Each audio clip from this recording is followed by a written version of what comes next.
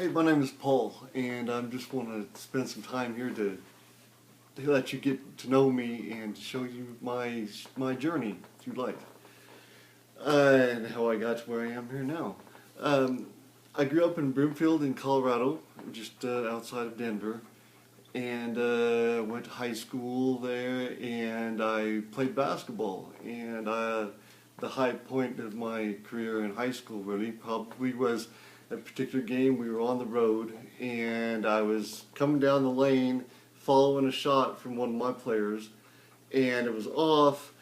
And I just took off as it was in the air. It was coming off the rim and everything. I just got it in midair, got it, slammed it in. That was probably the highlight of my career. That was a great play.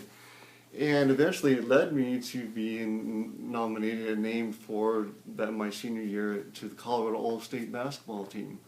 So that was kind of my highlight of my career there. And unfortunately nothing really happened with all that. So I had to go ahead and get ready to go to college. And so I went to University of Colorado Boulder, which was just not very far from where I lived in Broomfield. And so I went to school there, and I graduated with a double major in political science and history.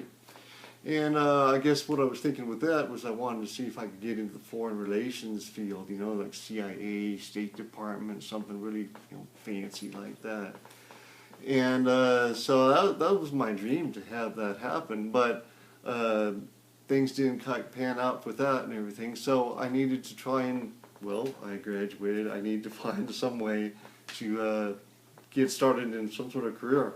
So I had worked part-time through college at a retail business, and so I went back to there, and I managed to get, it was a new store, a new mall, fancy mall in Denver, and I managed to get a job as the assistant department manager for all the menswear. So that was pretty fancy. Wasn't making much money, but anyway, it was good. So good enough anyway at that point in time when I needed something to work with. But through all of that time, through college and everything, I had all these dreams of being a big fancy job and everything like that. To graduate and be working back in retail again, it was really disappointing, needless to say. So I was worn down physically, psychologically, emotionally, and by that fall, I graduated this spring, by that fall, I contracted spinal meningitis. So.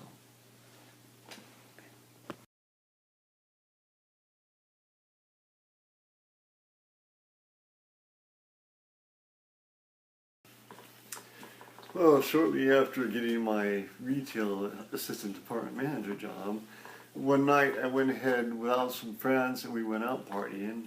And but I came home. My stomach was bothering me. I didn't know what was going on, so I came home early. Still living with my folks, and they were surprised I got home that early. That's odd for me. I said, "Yeah, I'm just not feeling good. My stomach's bothering me." So that night I spent the whole night pretty much getting sick, and next day there certainly wasn't going to work, and so I had what I thought was, stomach flu. That was the kind of symptoms I had. Well, 24-hour bug. I thought, well, that's fine. I can live with this, I guess. Well, that was Thursday night, Friday, Saturday morning. I was feeling absolutely no better, so I made an appointment to see the doctor. I had to wait. Couldn't get into the afternoon. Well, as it turned out, I never made it to the appointment because I was so sick, and everything. Next thing I knew, well, I didn't know, but I slipped into a coma. And so the doctors, the emergency unit came, they took me out, took me to the emergency room, and I was very fortunate that the doctors that were on duty then, they suspected just from what the information they got from my folks that I had meningitis. So they started to treat me as meningitis. I was in a coma then, and so I would feel very, very fortunate that they were there because getting the antibiotics and all that kind of stuff in my system could have saved my life. I don't know. But so, anyway, so I spent probably a week and a half, 2 weeks in a coma. You're kind of coming in, you're coming out, and everything like that. So, by the time though I really started to remember what was going on, this was like a month and a half had gone by, and they had transferred me from the hospital to a rehab hospital. And I had no idea what had happened to me. I thought I was in a car accident or something like that. But they told me, meningitis. And I probably heard of meningitis before, but I was probably "Mena what? What is it?" So from originally being quadriplegic, like I said, I don't remember not being able to move my upper body. My upper body came back really fast. It was the lower half, my legs, and my hearing that really was affected the most. So that took a lot of time, more rehab. So I was in the rehab hospital for, let's see, it was October 20, I had meningitis. The end of February 91 I was finally released. And when I was released, I had just started to get up with a walker and go maybe about 10 or 15 feet very slowly, very difficult.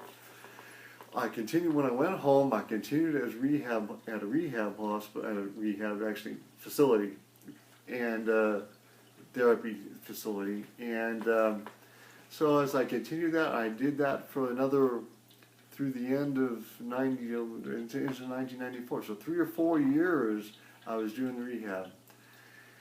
And the interesting thing that was happening to me then was, along with this physical rehab, I was really going through a spiritual rehab too, because they started to ask me questions like, why? Why did this happen to me? And I found out quickly that that's not really the wrong question. The question that really ask is more like, what? Like, okay, now that you're in this situation, oh wait, what should I do? What do I need to do at this point in time with the life that I have now? So that's what I asked. What do I need to do at this time?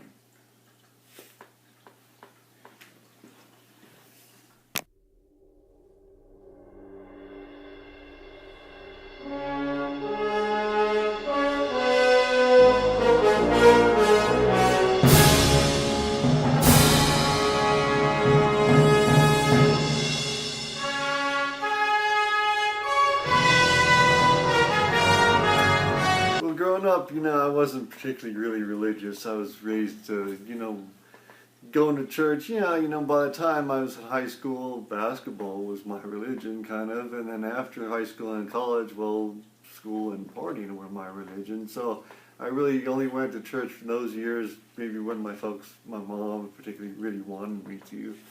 So to make them happy, I did and all that. So I didn't really have any kind of background of being really particularly religious one way or another at that point in time.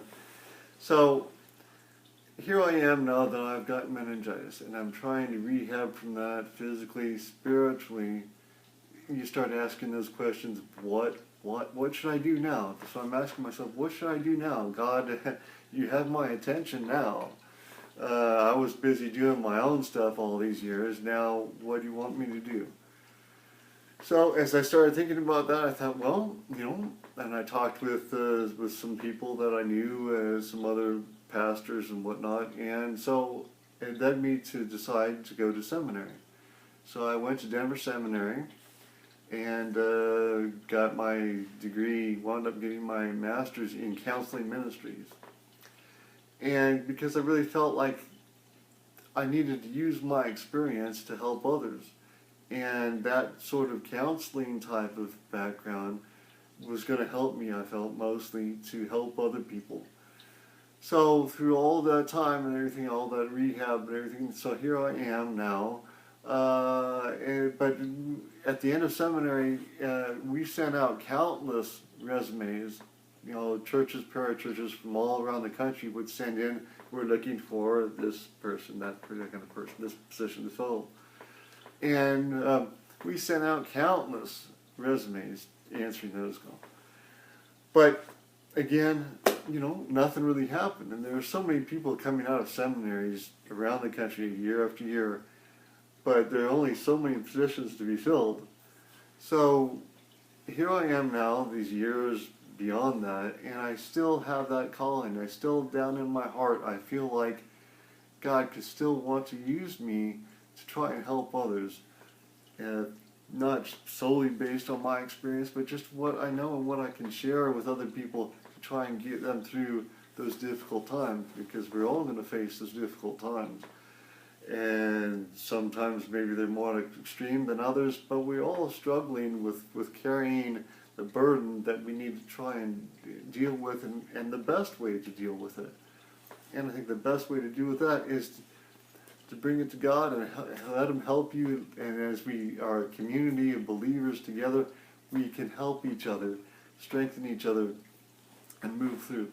So here I am now, and I've had no parish, I've had no church to go to. So I feel like maybe God is opening this opportunity now through the internet to try and maybe reach some people and touch some lives. And we can all mutually benefit from that. So that's what we're looking at right now. And this is the goal that I have. And this is what I think that God has brought me to this point. And it's amazing, you try to do certain things or you don't, you wait, and then all of a sudden God brings different people into your life and doors start to maybe crack open a little bit. So as we're patient, we try to be patient, that's difficult, and we allow people, and God will work in His own timing. You know, we say we want patience sometimes, and God, give me patience now. Well, it doesn't quite work that way. But let's wait and let's see what God has to do with us, with our lives, and what He's going to do with this opportunity right now. So that's what I'm looking forward to.